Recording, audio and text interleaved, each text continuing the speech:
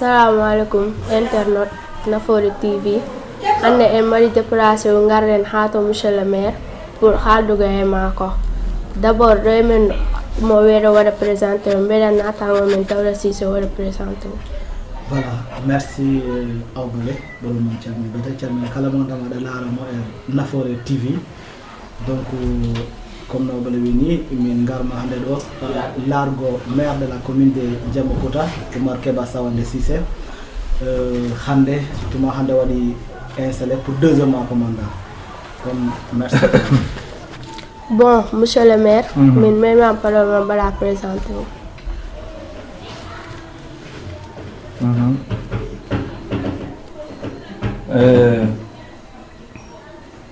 Keba Sawande Cissé. Maire de Diamokouta. Ok, merci monsieur le maire. Bon, première question je pose Bolonji agila premier mandat. Alors ahala wal centre awada e santé he comme ci xolno malam do he deuxième mandat he ko ci xol da hen beydu. Ko tolul de santé he ko heewi no bete. D'abord ko poste de santé yewi en coklu immago e poste de santé jehen he centre de santé centre de santé ɓuri mawnu poste de santé donc ta poste mo centre mo fof ɗum toon ko watta ko ɗen ɗo immoɗen jaaha Bunkilin ko ɗaɓɓoyte ko Bunkilin fof en cohli on ara tawen ɗum nder saare men ɗo ni ta ko Diamokouta ɗum watte population mo jarma ɗum mawnugo saare ngo jarma ɗum woɗɗugo Bunkilin ngo jarma ɗum yaago men Gambi ngo ne jarma ɗum donc o waɗi ɓen cohli immone poste de santé nden centre de santé ɗen en jogui noon démarche uji juuɗɗi kono noon wona neɗɗo haalta femji mum eɗen jogui toute une stratégie ɗo ndeweten ha keɓen on ko gonga. Et merci monsieur le maire. Voilà, merci comme répondre au maire pour me répondre. Donc voilà, maire meni question à moi woni e walu jeunesse. Donc est-ce que tammi le pari wadgo centre formation dans Diamokouta et deuxièmement mandat he et tammi jeunesse mo walu culture est-ce que be parani pour wadgo do foyer wala bogo tolnda he affaire de jeunesse. C'est ça. Mais toujours bon nana affaire de jeunesse dum haale jeunesse mo yo yi ko wadana ko yo be jidum parce que jangobe école fof c'est des jeunes mawdo nayi do ala le premier cadeau de la jeunesse c'est le cycle complet de l'éducation 6e à terminale on a mawbe nayi be jidum ko sukabe barna do premier cadeau pour la jeunesse. Après l'éducation jeunesse moko yidi ko sport de garden tawden ko geso janano tan yimɓe mbatta football mbiɗen on laaɓa mbaɗen délibéré mbaɗanɗen ɓe geso ngo délibéré ngo woni officiel terrain ñanden ɓe fuɗɗi won terrain jeunesse mo gueɗa jeunesse ñanden ɓe puɗɗi ji tawɗen ASC ji min mboɗo joguino mbiteɗo lo kabaɗa min mbiɗo joguino kayitaji kedditi ɗi fof ta ngala kayitaji mbiɗen yo ɗi mbaɗane kayitaji wiya ko football ni mo foti waɗe kala nawetan lancang eji cooɗoe ɗi ndode findi feereji gadde hume mbiɗen ala o yaw o makkina mbaɗen feere mbaɗen mo clôture wiya dañi keppu ɓe wiya tegen tega ha ɗum hori haw ngayuɗo enen jaaɗen ha keɓɗen financement e structure miteɗo Puma ɓen joni ɓe he wadgo terrain mo clôture miɗo yiiɗi terrain mo waɗan clôture ta wona terrain football tan ko terrain multifonctionnel basket watte toon handball watte toon volleyball watte toon football waɗe toon chiffre sax waɗe toon fota ɗon ne nde wonno Allah mo waɗi ko takka lycée ɗo ɗum woni ɗum waɗe espace wifi waɗe installation ta élewaɓe ɓe gonɓe to keɓate wifi he kala match ne kala garɗo match mo a heɓat ɗo mbaɗɗa wifi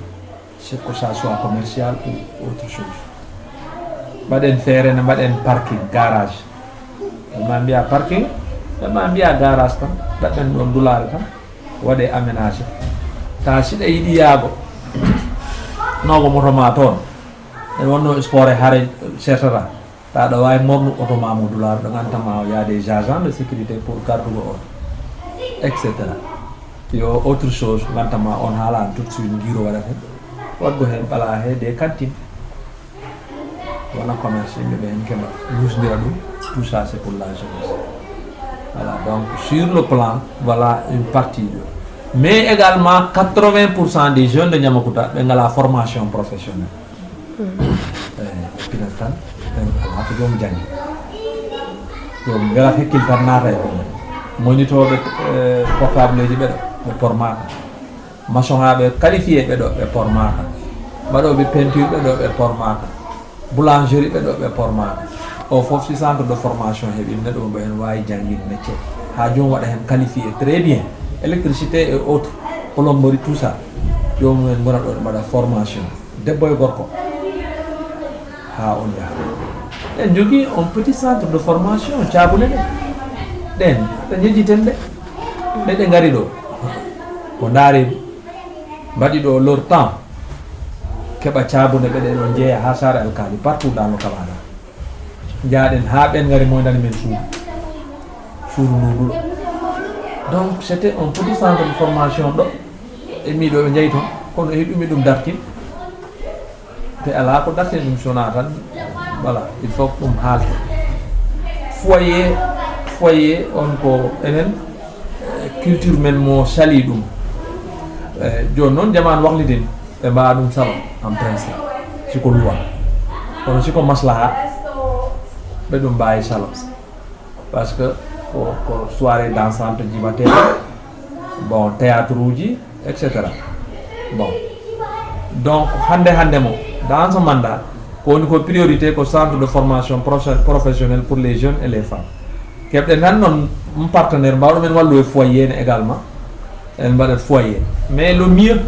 c'est de faire le foyer au niveau de la radio Kabada FM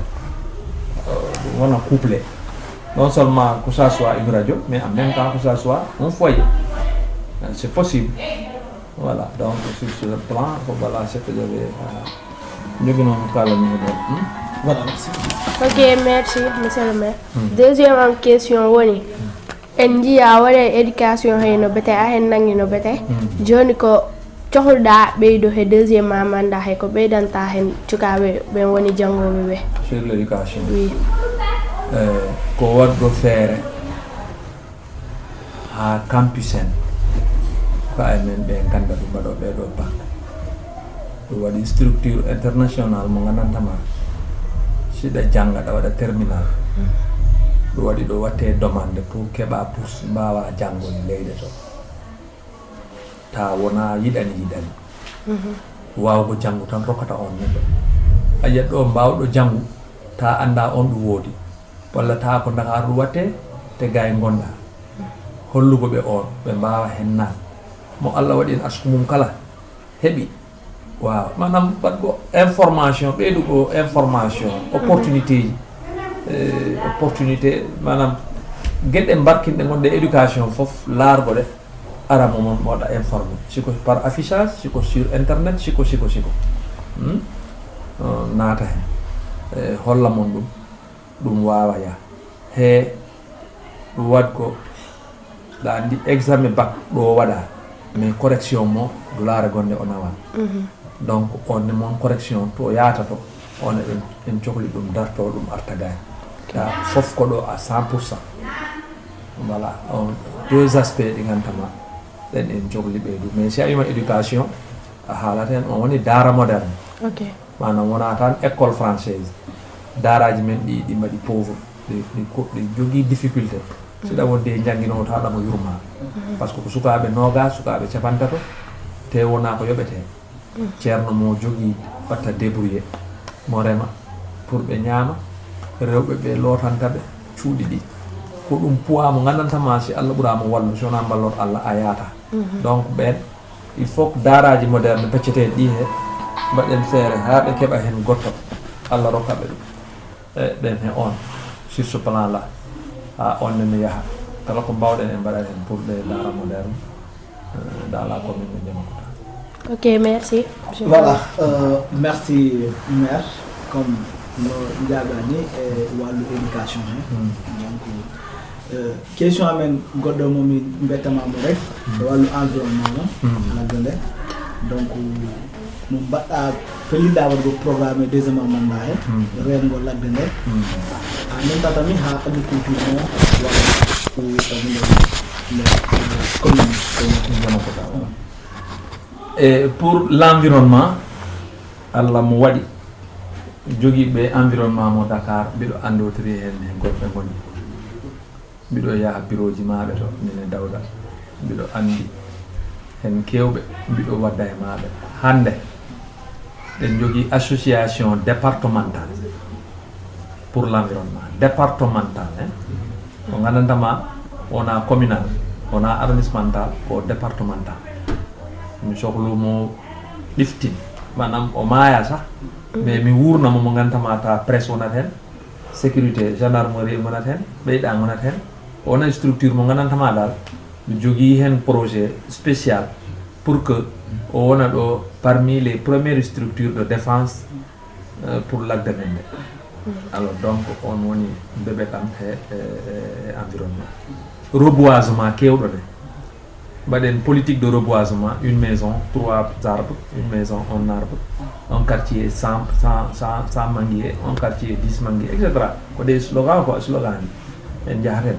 galle kala mbaɗa leɗɗe ɗiɗi walla kala langu yo aw ta an abertaɓe pourli méthode environnement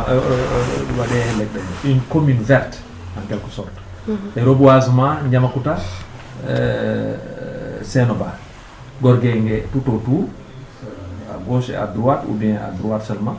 jomen mbaɗa hen gawa hen leɗɗe. Je crois que l'année passée on avait entamé un projet que nous avions déjà financé en partie waɗi financé eaux et forêts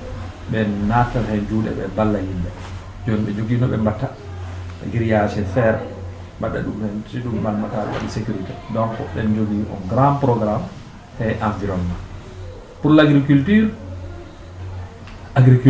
maraîchage hen jiya tawima en mbaɗa entamé un projet de périmètre maraîcher nden jakori hebdo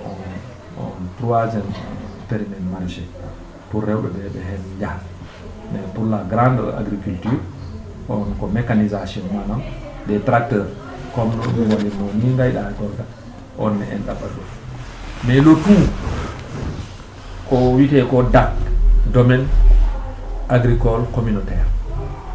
on ko ladde laamu ngu arta de ɓe ballatama itta leɗɗe ɗe itta foof mbaɗa toon château d'eau de haut niveau e gata sar nde foof walla une bonne partie ɗum heeɗe ɗo he Sédiou men nana ko ɗon non gandi CFA e laara nde watte aménagé tigui noon e on si waɗama henga jeunesse mo foof heɓat toon ɗo ligguey rewɓe ne keɓat toon ɗo ligguey donc ça c'est parmi nos grands projets de l'agriculture. Merci monsieur le maire. Merci c'est internaute. À la prochaine.